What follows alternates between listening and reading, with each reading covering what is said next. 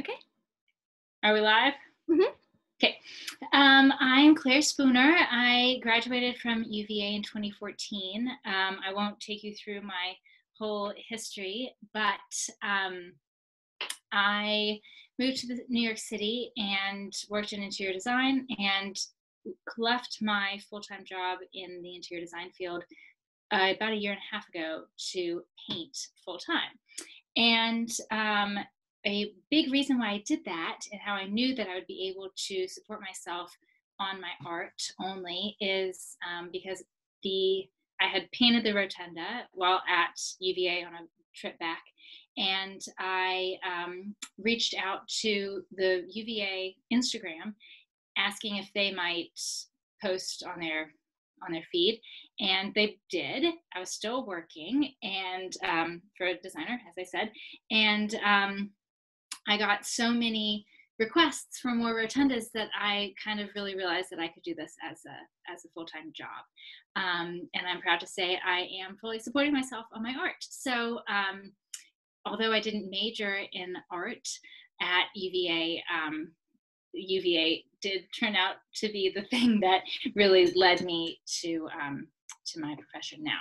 So I wanted to start with the architecture history of the Rotunda. So I am going to share my screen. So I'm going to talk about a little bit of architecture history, and then I'll go into my supplies, and then I'll then I'll start painting. So here we have two photos that I have taken myself, obviously 2 different years based on the dome color. The south side, that photo was taken, I think, my last week of school in 2014. The north side, that was taken a couple years ago. I'm showing these, I'm gonna come back to them, but I wanna give a reminder of what it is that I'm painting. I should mention that I will not be looking at a photo while I'm painting. I've painted the Rotunda so many times that I don't look at a photo anymore. Sometimes I look back for a reference, but unlike most commissions or where I look at a photo or when I'm painting from life, whether it's a flower, oyster shells, the human form, I look at the figure. This is one thing that is a little bit outstanding in my work, where I look at, or I just think of it in my mind's eye. I'm going to do a little bit probably of some reminders, but we all know Jefferson created the academical village. This is one of the 3 things that's on his tombstone. He's so proud of the University of Virginia. Jefferson was a self-taught architect, and I'm going to go into his influences for the Rotunda and for architecture in general. But first, as a reminder, the Rotunda is a library. It's set at the northernmost part of the lawn, and along the sides are 10 pavilions, each with a different architectural detailing. So none of the pavilions are the same, and Thomas Jefferson did that because he knew that he wanted architecture to be one of the main schools at the university, and he thought that the, ancient architecture could be taught from the pavilions to the students, which I think is absolutely brilliant. I tend to think Jefferson is absolutely brilliant in some ways, especially in architecture. So then the pavilions connected with student housing, and then he added on the range with the serpentine walls and the gardens in between. That was I won't say an afterthought, but that wasn't in his original idea as he drew it. So I'll come back to this at the end. The first thing I wanted, oh, there we go. Okay, so there are 4 main influences for the Rotunda itself. That's the Pantheon in Rome, the Via Rotunda by Andrea Palladio in Vicenza, the Maison Carrée in Nîmes, France, and the L'Hôtel de Salm, or the Légion d'Honneur in Paris. So the first one is the Pantheon. This was made in, or dedicated, I should say, in 126 AD. It was for, it's in, as I said, it's in Rome, and can you tell I'm not an architect, but I do love architecture, so I'm reading my notes here. The architect was most likely Apollodorus of Damascus, who was Trajan's architect. There was a long time, Marcus Agrippa was, I'm probably butchering these names, was thought to be the architect, but upon further study, more likely Apollodorus of Damascus. I have this also in plan. I hope you can see on the side, and Amelia will, I'll ask you to send that out after. And I'll come back to the plan because it's so interesting to see it next to the Rotunda plan. This, as you can see, so I have the Rotunda next to the Pantheon and how similar they are. It's kind of crazy. The interior is different because, as you can see on the left, this is a painting by Panini, which is painted in 1734, which was, you know, I don't know that Jefferson would have seen this, but it was during his time. I don't know. This painting by Panini is now in the National Gallery of Art in Washington, D.C. So as you may remember, the Pantheon is open at the top with an oculus. Jefferson loved that, but he needed the interior of his rotunda at the University of Virginia to be a library and a study space rather than open to the elements. So he really, I'm going to go back, took the exterior aspects of the Pantheon, but not the interior, even though he loved it. And you'll also notice that the Rotunda has 6 columns and the Pantheon has 8. The next thing is Palladio's Via Rotunda in Vicenza. Palladio is a master architect who lived, he died in 1580, which was actually after the Via Rotunda was completed, or before the Via Rotunda was completed. He nor the priest for whom he was building the Via Rotunda, neither of them saw it completed. Via Rotunda is fascinating. It, as you can see in plan, it has 4 even sides. And if you remember from the 2 photos that I showed at the beginning, the Rotunda on the south and north side are, as far as I can tell, without being an architecture student and really studying it, they're pretty much identical. If anyone's in architecture, an A schooler, feel free to correct me or confirm, hopefully. But one cannot talk about Jeffersonian architecture without talking about Palladio, because Palladio's 4 books on architecture were how Jefferson learned architecture for himself. He was said to have 5 copies of Palladio's 4 books on architecture. One thing that's really important about the Via Rotunda is that it has the 4 equal sides, which also allows for a lot of light coming in. If you also study any Jeffersonian architecture, he really continues to go back to the Via Rotunda. And then I have, keep doing that. Oops. Sorry. Hold on. Oh, okay, I thought I put them next to each other. Anyway, next up is Maison Carrée in Nîmes in France. This is an ancient Roman temple built around 2 AD. So it's extremely old. It's Vitruvian architecture. You'll notice that it has 6 columns at the front, just like the Rotunda. I don't really know exactly how important that is, but I did notice the similarity there. And Jefferson loved this building so much that he had a model of it made when he was in Paris on a trip in 1787 that he made to France and Italy. He did see this in person, Maison Carrée, and it's interesting because it is as nearly twice in length as it is in width.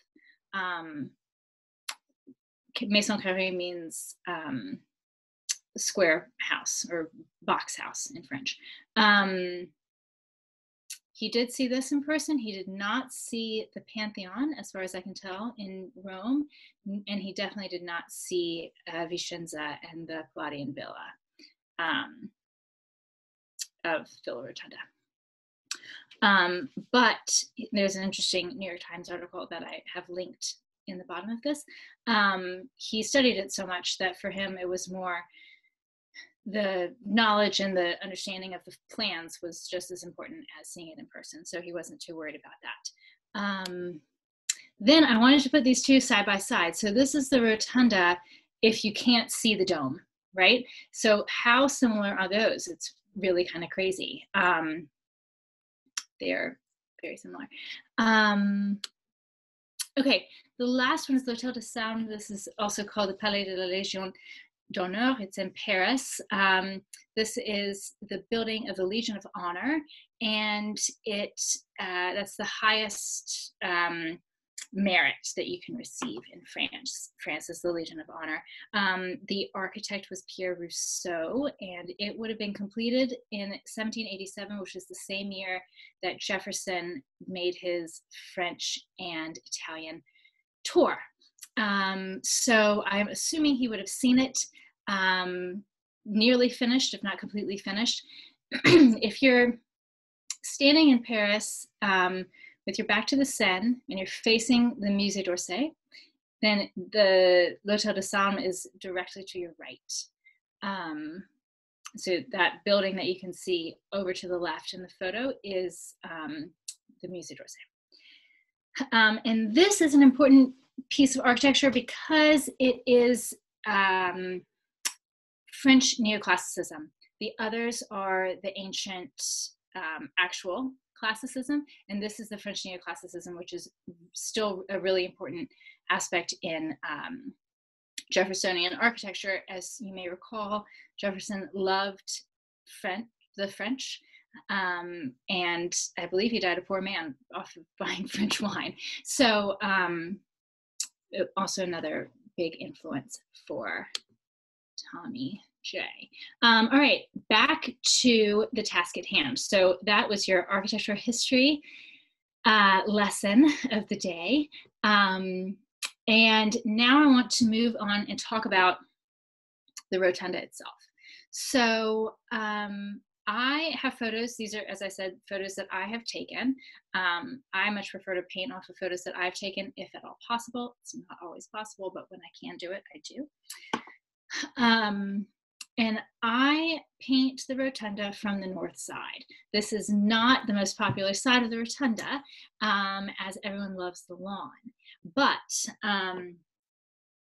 I have found that moving now away from, as I said, away from the architecture and Jeffersonian ideals and looking at the rotunda as a painting, I love to take into consideration the architecture, which is why I talked about it, but I have to make it work for me as an artist on my page. So I get asked all the time why I don't paint it from the lawn, and look at the difference between the foreground in the south side versus the north side. So the painting has a foreground, middle ground, and a background. The foreground is notorious for being a thorn in one's side, as we might say. And whatever I can do to make the foreground work better for me, I'm going to do that. The middle ground is where most of the action happens. The background supports, but the foreground was what brings you in. So on the north side, there's the statue of Thomas Jefferson, and there's also these shadows that fall on the bricks as you're walking by. There's different steps. There's greenery on the sides, all different kinds of things I can use. On the south side, what ends up happening is that there's a lot of green.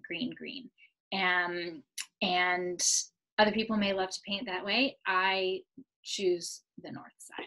I particularly love to have the statue of Thomas Jefferson in there because it, for the foreground reasoning. Now, this is kind of the magical thing. So these are the same drawings, but the one on the right has some diagrams drawn over it, which frankly I found on the internet when I was researching, and someone did this for their a research paper, it seems, and it's really great. It kind of reminds me of the, oh gosh, what is it called? The Vitruvian Man, or with the diagrams on it. So here is Jefferson's drawing of the facade of the Rotunda. And you can see with my mouse here, he has even drawn in this circle all the way around. So this is a perfect circle that encompasses the Rotunda. Over here, you can see the same circle has been kind of drawn in more. This center line cuts directly through the Rotunda itself. And then, of course, this is centered as to be expected. It's also encompassed by a box. And then within, not within that full square, but at the top of the steps to the center top of the Rotunda makes an equilateral triangle. All kinds of things. And this is totally purposeful. Jefferson would have really been pulling from Palladio on this, and it's kind of magical. This is what really gets me excited about architecture and the arts, if you can't tell. So this is why I began my paintings with a circle, which you'll see in a second. And then last slide, I wanted to just show the view of Rotunda in plan, but really the Pantheon and the Rotunda in plan, which are so very similar. But also the view of Rotunda, you can see here the circle to the steps on all four sides.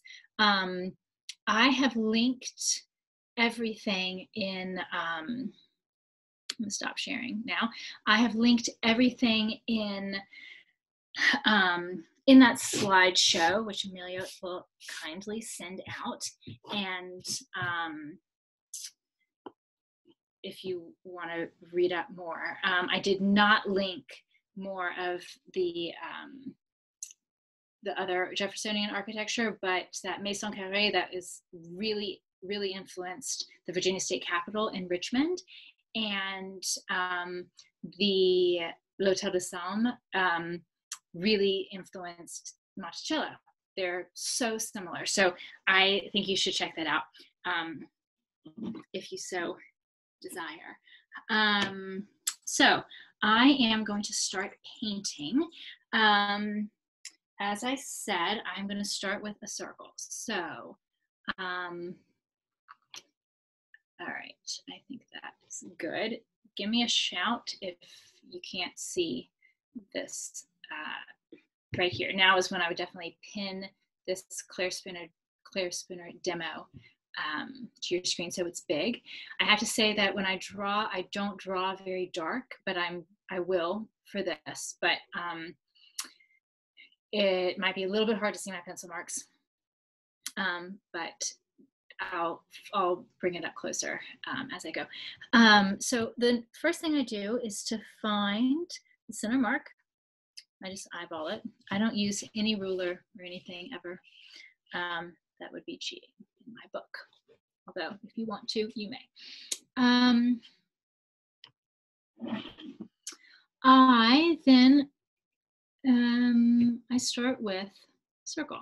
And oh wait, Sorry, I was going to start with my materials. Okay, hold that thought. All right, so this, Amelia very kindly sent out my materials list. This is Fabriano watercolor paper. I like it because it's pure white, and I like the tooth on it. Tooth is to say the roughness. Pencil, eraser. I have kind of a funny eraser here, but this is a 2B pencil. I've been known to use just about anything. The darker B is a darker pencil, and the higher up in the numbers it goes, the darker it is, which means that you don't have to press down as hard to get a darker line. H is a lighter pencil, so it's a harder, H for hard. I don't know what B stands for. Then I have my little watercolor set, which is Winsor Newton. This is what I use for all of my paintings. And as is mentioned in the supplies list, I've kind of altered the colors a bit, but I'll go through them. Essentially, I have a warm and a cool of the 3 primaries, yellow, red, and blue. I have a hooker green, which I kind of call my cheat color because it's not a primary, but it's not really cheat. There's nothing wrong with using it. And then I have 4 earth tones. So this is cadmium lemon yellow, cadmium red, alizarin crimson, ultramarine, I think it's green shade, it's listed, cobalt, then this is hooker green here, and then I have raw sienna, yellow ochre, which is kind of a yellow. I kind of use it as a yellow, even though it's an earth tone.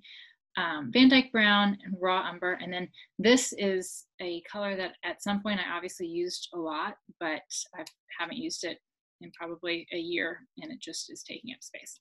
Anyway, that happens sometimes. Then I have this little, my brush, which I love very much. It's the only brush that I use. It's a Raphael, and the letters are all gone, but I think it's a number 0. But it could be number 1. I don't know because the letters are gone. I've had these for years, and with this little thing, it's the greatest thing because I just hold it in my hand. I can put it in my purse and take it wherever I go, and I just continue to fill up the colors with the tubes of liquid watercolor pigment. And very importantly, my water, which is in a clear vessel so I can see when it gets dirty. Okay, back to where I was, finding the center here. And that's because I want to center my painting. Let me see if I can't. There we go. Okay. So I start with, I'm holding my pencil up high. I'm going to do a little bit of technical talk, not too much because I want to start painting, but a really important thing is to hold the pencil at the top. If you have ever seen me write, I write like this, which is not how I was taught in 2nd grade or kindergarten, whatever, I'm sure, but that's how I do. I would never paint like this. This is like a stressful hold. This, I'm up here like this. Sometimes I might draw like this here. Really anything to keep my wrist, my hand loose.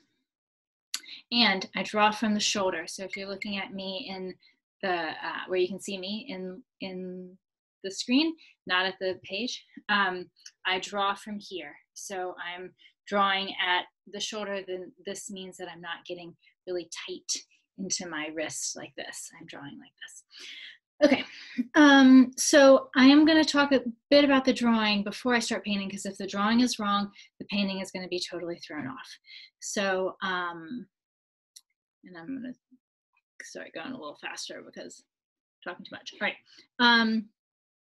As I said, I draw from my memory. So I like to have a little bit of space here from the top, and then I make a circle. As I said, I don't use a ruler or a compass, which means I have a lot of lines because my circles are not great circles. But that's okay because I'm going to clean it up later. Then there's the little cap at the top of the dome, and then I come down like this, here, find the center, go here with the pediment, here, here, here, here, here.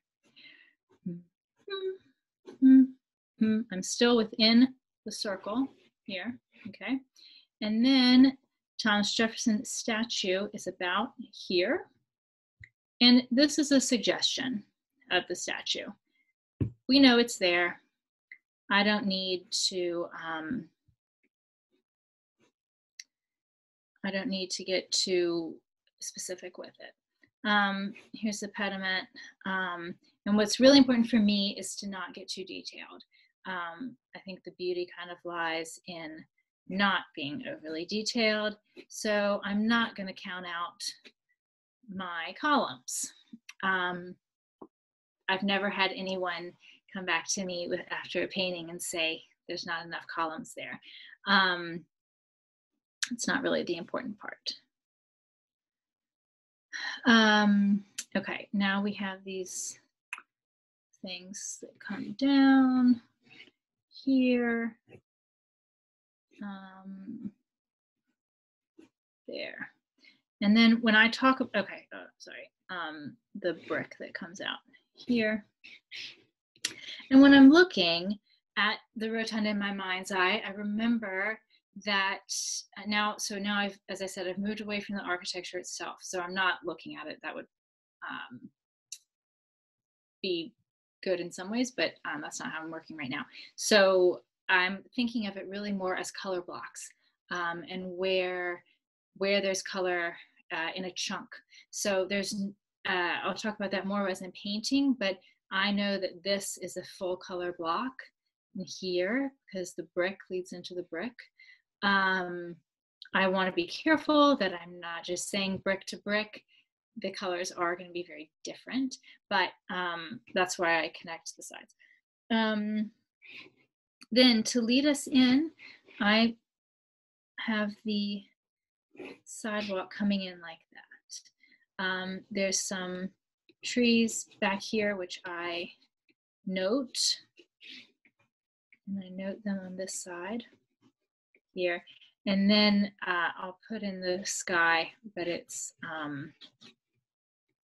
more subtle. And I actually kind of put the sky in more towards the end because I want to see how it goes. Greenery down here, and then there's also going to be some in here. Okay, I'm going to start painting. So when I paint, I begin with the darkest dark. I am a self-taught watercolor painter, which means some of what I do may be a bit blasphemous, but it works for me. So I'm also an oil painter, which means that's I think where I get starting with the darkest dark. And I leave a lot of the white of the page because I like for the eye to finish the drawing or the painting for you, for me, the viewer, so that it's doesn't need to be so spelled out in my humble opinion. So I go in with the darkest first, but I go in lightly. So that lets me change as needed. But this clock is dark. Also, the first time I painted the rotunda, the sun was coming from the side, which means this side is darker in shadow. So that's how I've painted it ever since when I think about it. I'm going to get Mr. Jefferson here on his pedestal. His top here. comes down.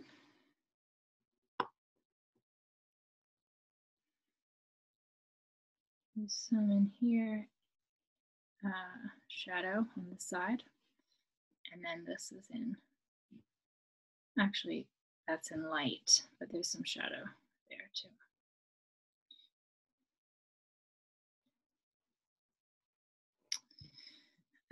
Then, and when I clean off my brush, that's when I take the chance to look at the painting that I'm making. I know that this side on the right is in shadow, and I know that this is brick. So I'm going to come down the big swap there and over like that.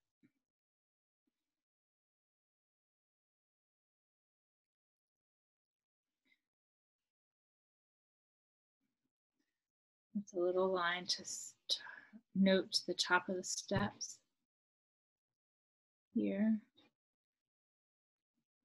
That brick in there. And then I have a little bit of just subtleties there. And remember, as I said, I'm going in lightly. So these are the dark spots, but they're light, so I will add more as I go.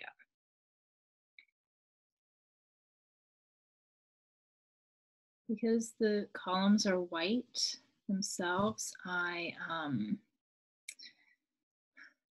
leave them white. I do a bit of blue, probably, we'll see.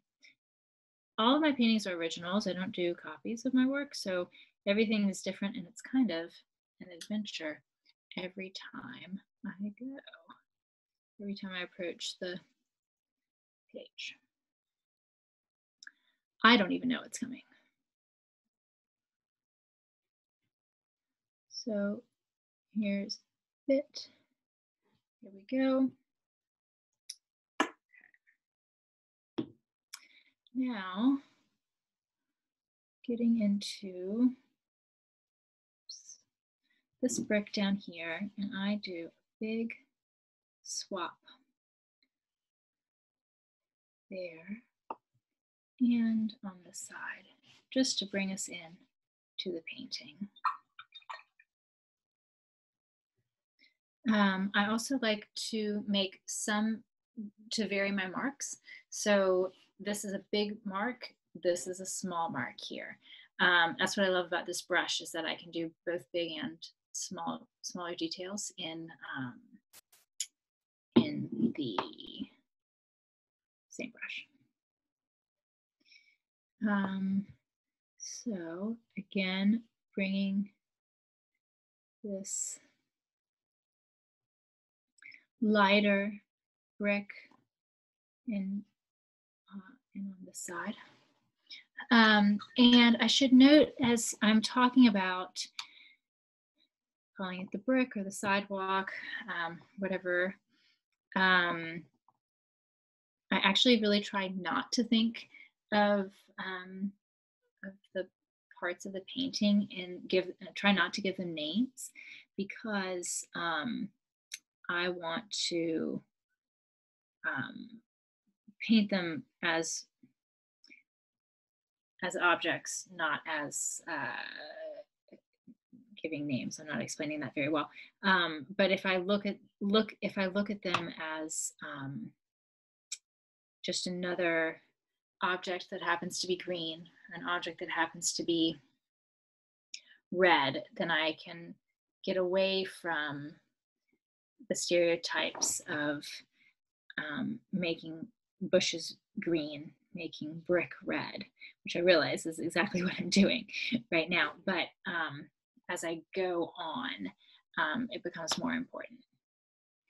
I also typically work wet into wet, which means that the paint is still wet from one color as I put down to another color. That's what it means to me, anyway. In this way, the colors will mix together on their own. So I find that to be particularly beautiful, and it's kind of out of my control, which is nice. I tend to try to control things in my life, and when I can give up, purposely give up control, it's a nice little reprieve. When I go in between colors, technical note, I clean my brush. Okay, so now this is looking a bit washed out. So I'm going to come in with some more color here and work it in there. And I'll continue doing this until I die, or until the painting's finished, whichever comes first. That is what I call bringing up the painting, which means to bring the color up. And now all of a sudden, where this was all kind of in the same family of brightness, of vibrancy. Sorry, Amelia, I'm running over. Sorry, it's already 6:45. This is already in the same vibrancy, or it was in the same level of vibrancy. Now this is all of a sudden very bright, and now that means I need to bring the rest of the painting up. And you'll see here that it's bleeding, and that's okay with me. Sometimes I'll blot it away, but I kind of wanted a bit of another color over there anyway, and that I find to be the beauty of watercolor. So getting in a bit more color here now and here. So in this way, I try to paint the entire painting at once. That means not getting too caught up in any one little spot. I'm gonna go in here with that, come over. This is cadmium red and cadmium cadmium yellow.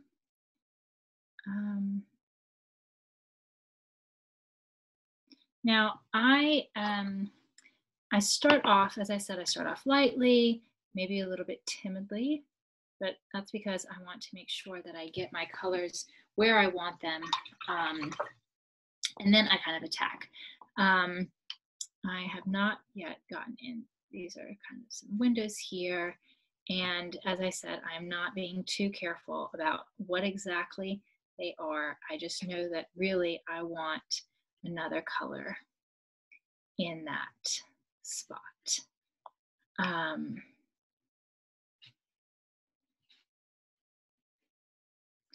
And I, because I tend to keep the colors, or keep a lot of white in my painting, I tend to go over and over. Once I've decided that I'm putting a pigment in one spot, I'll continue going back there, but I do try to keep a lot of the white of the page kind of sacred. I've been neglecting up here.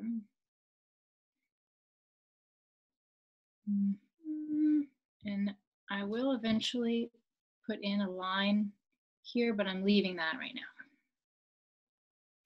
I want to see what happens elsewhere, and I don't want to go in too soon. There.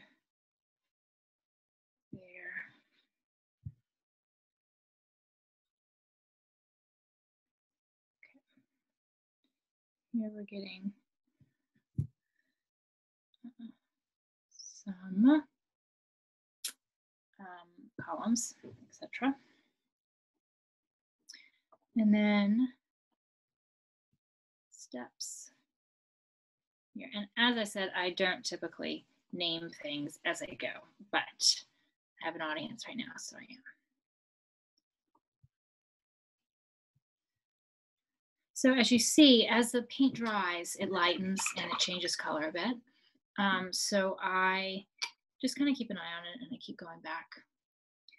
I'm coming up here, coming in there with a strong, fearless mark. So something to keep in mind is that the negative space, which in this case, because the sky's background, the negative space can inform this dome.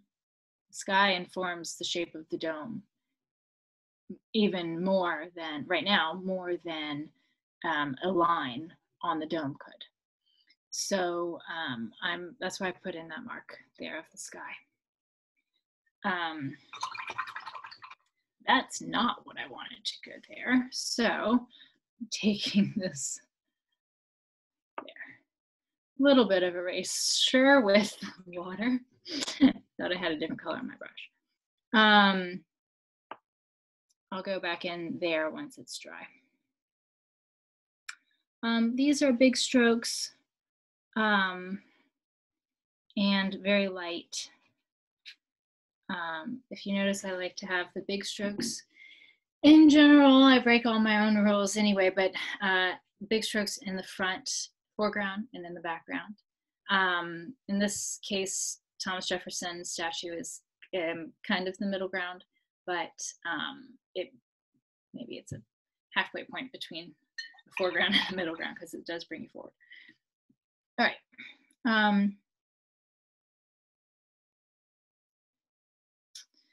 Then I want some color right here. These are these boxwood trees that are, in my mind, they're the boxwood trees that are, I've sat in them many a time, or sat on the benches next to them many a time with a sandwich from Takeaway. So I'm having them be darker than these here. Dark things come forward, light things go back, and these are certainly coming forward.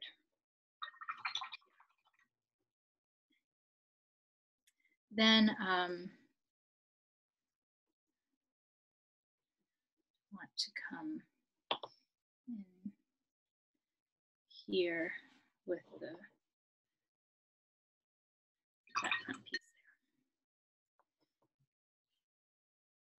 there. I'm not getting into the shadows of the tree shadows per se that were in the photos that I showed. I'm making a nod to them with the different colors in the foreground.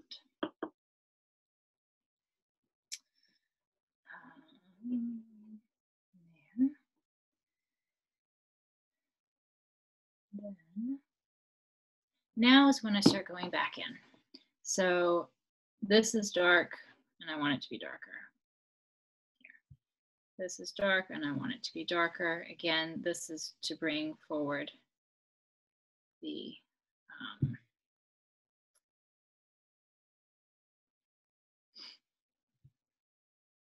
bring the forefront more to the, more forward. Because even if we do have a foreground here, it is still the, it's still on a two-dimensional piece of paper. So I need to use my own tools to make the eye see that. And then I'm getting in because I like to have some variation in here. I'm still, as you can see, I'm holding this up, not choking down on the paintbrush, staying far away from the end.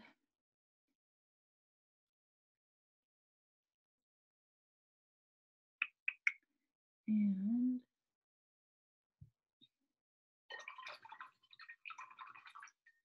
I'm going to go in now with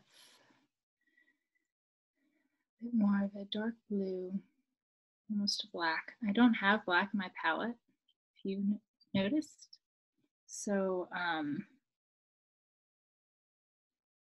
my darkest dark is not a black, but rather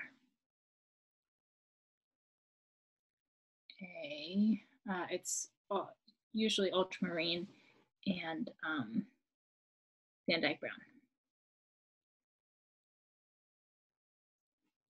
So now I know that I like it when these edges are dark,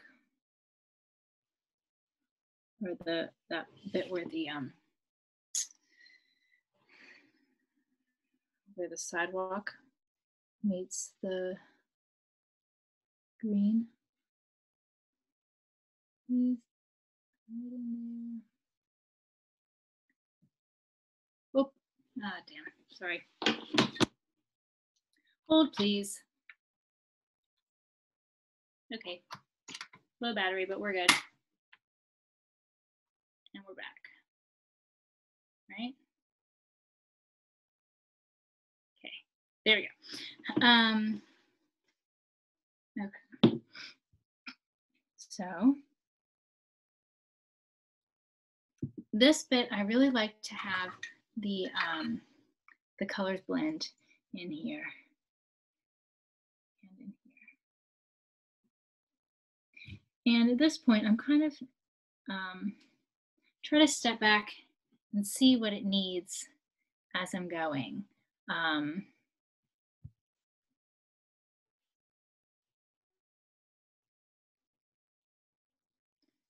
And don't be afraid to mix in other colors. So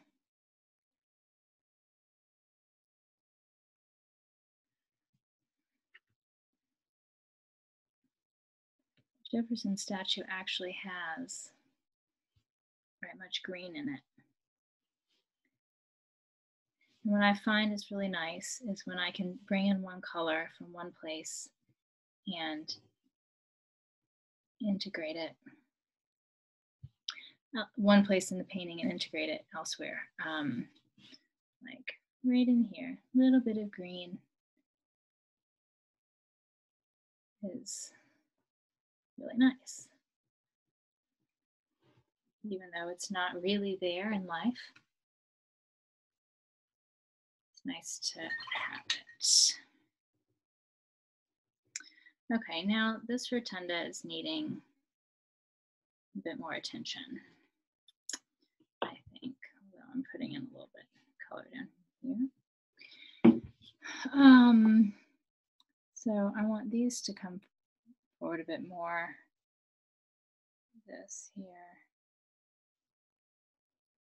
More color in there. And I find also when I'm trying to get a little more oomph out of a color, I will add its opposite. So I just added a bit of green to my red, and that makes the color a little bit more interesting. So I'm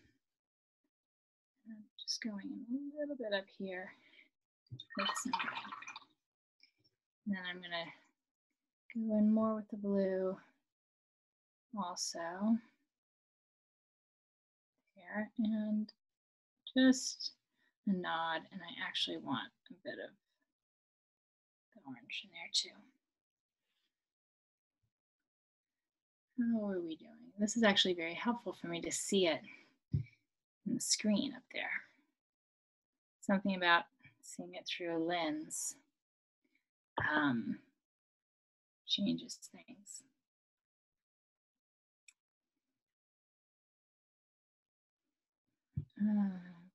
Okay.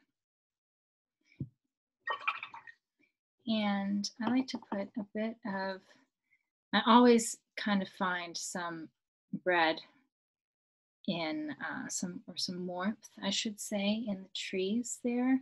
So I'm adding just a bit in with the color, and with, excuse me, and with the water. Which is why I wasn't too bothered by this bleeding over here.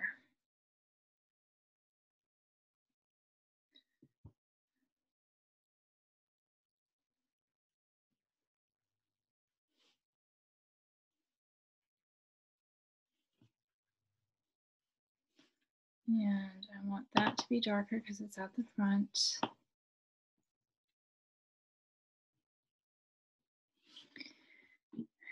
Okay.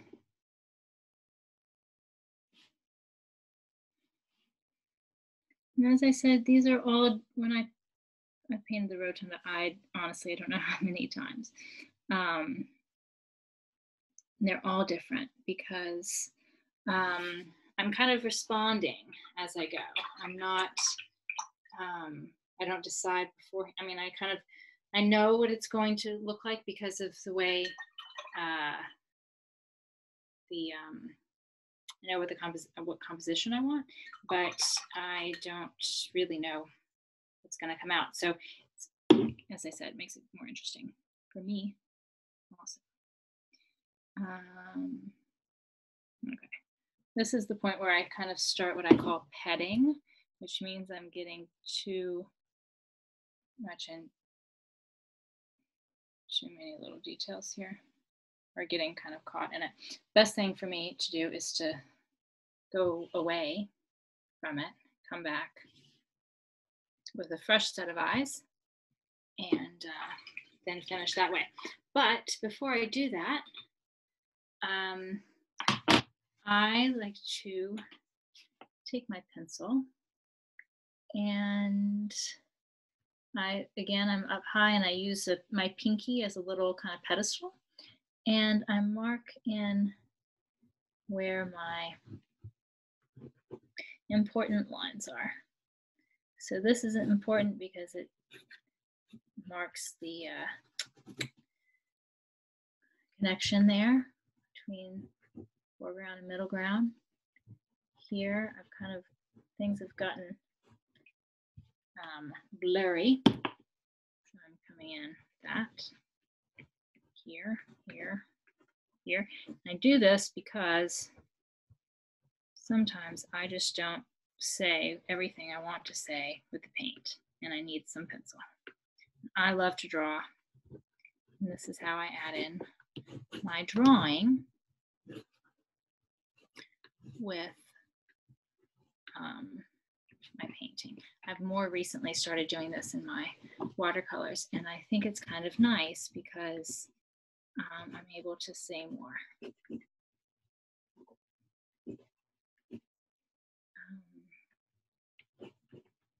And unlike in the rest of my life where I say more is more, I do think that less is more, which is why I really try to stop myself and come back with a pair of fresh eyes.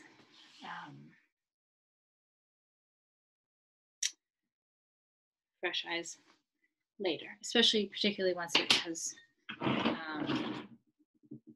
dried a bit. Of course, as I say that, get a little bit more in there. I know it's 7. We haven't even stopped for questions. You wrote, sorry, Amelia.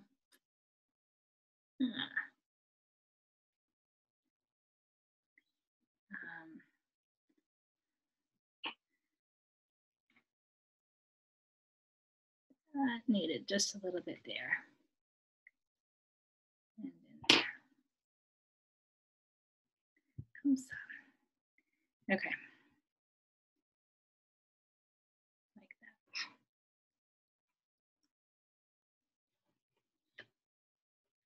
that. Okay.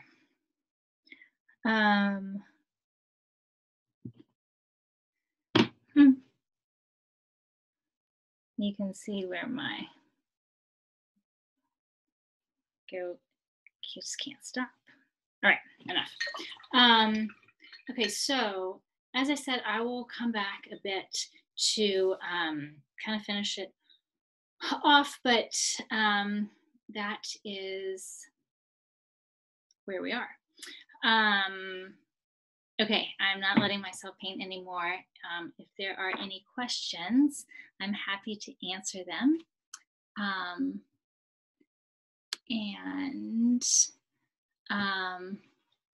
Oh, hi, Allison. How many times have I painted the rotunda? Um,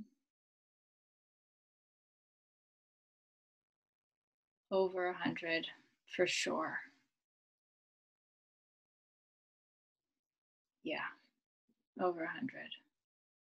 Um, I'll have to. I should count actually because it would be interesting to see. Um, but thank you, Deanna. Um, yeah, I've painted really big rotundas. I painted really small rotundas. I have them as Christmas ornaments at Christmas time. Um, I did a humongous one in oil for someone um, in Maryland. Mostly they are watercolors, but that one was in oil. I've done a few in oil actually. This is an 11 by 14, and this is a pretty standard size, but I've done 22 by 30, 6 by 9, itty bitty ones for Christmas ornaments, as I said. Yeah, all different kinds. And I also have them, I paint everything, not just the rotunda. So, and lots of different commissions. I do the rotundas in blue for One Love. They're all blue. Allison, you have one of those, last I checked. I've done some in pink for the Get in Touch Foundation, which is another wonderful foundation for breast health, which is now run by a UVA alumna, Betsy Nyland. And lots of things are on my website too, of different subjects. So if there aren't any more questions, I think we can wrap up. What do you think, Amelia?